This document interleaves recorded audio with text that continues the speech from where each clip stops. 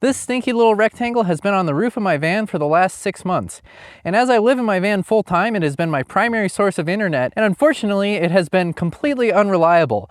Although I think I have finally fixed all of the issues that I'm having with this setup, both the flat mount and the DC conversion. So stick around until the end if you want to see everything that I had to do to get this setup running reliably. But first, let's talk about what has been working. The one thing that's been completely reliable has been the dish itself in the flat mounted configuration. I have had zero water ingress into my enclosure despite being kind of sketched out by the seal. I've driven thousands of miles down washboarded and extremely bumpy rough roads, and the dish has stayed firmly affixed to the polycarbonate. The one thing that I have had to do is I lowered this side 1 inch and I raised this side up 1 inch. So I have a total of 2 inch of tilt on the short axis, and that prevents water from pooling on the dish. It was originally mounted totally flat, and even hours or days after a rainstorm, the pooled water was preventing me from getting a consistent signal. But with the dish tilted like this, I get good signal even in fairly heavy rains. Although if I could tilt the dish more, I would. I would recommend a minimum of 2.5 inches of lift if you are tilting along the short axis, or 1.5 inches if you are tilting along the long axis. So while the dish itself has been more or less reliable, the DC conversion has given me constant problems. The first 12 volt to 48 volt power supply I used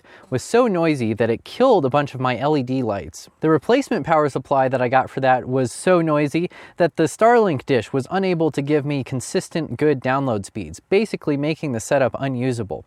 Finally, I got a high quality Meanwell power supply, but then my router was telling me that the cable was disconnected from the router. So after trying a bunch of firmware updates to the router, I finally re-crimped all of my cables, and the mistake I made the first time is I didn't bond the shielding of the cable to the shielded connector. So it is in fact very important that you use shielded connectors with this setup and bond the shielding of the cable to the connector. And since I've done that, all of my issues have been resolved. I flipped the switch on and I have internet as long as I'm not obstructed by trees or whatever. I will say that in congested areas, the speeds have been surprisingly slow, particularly when I was in Oregon close to the West Coast. I was having trouble watching a standard 1080p YouTube video. But now out here in the desert, we can run a speed test really quick.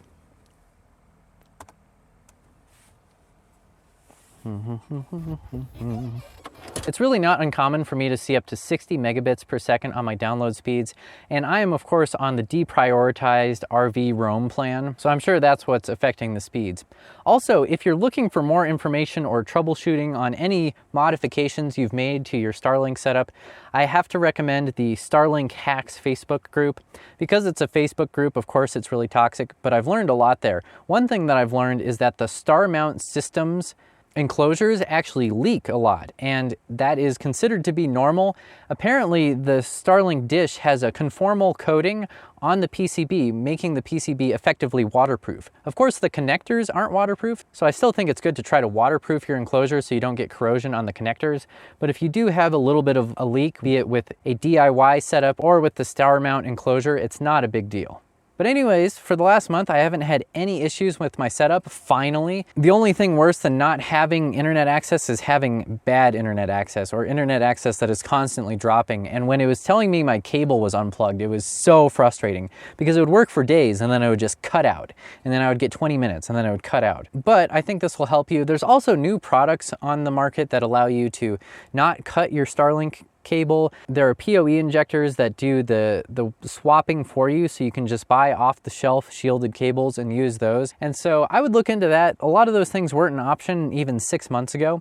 So go on the Starlink's hack group and see what people are doing, see what the latest way of doing it is. And yeah, this is just constantly changing and evolving. But as for now, I've been gaming on this setup. I uploaded my latest video with this setup and it's been working great. It's really changed the way that I camp and travel off grid. So for me, this has been perfect and I'm really glad that I've done this. And I'm so glad that I finally got it working reliably. So I just wanted to share with you guys in case you watched my first video on how I put this all together. Now you know how I got it working reliably.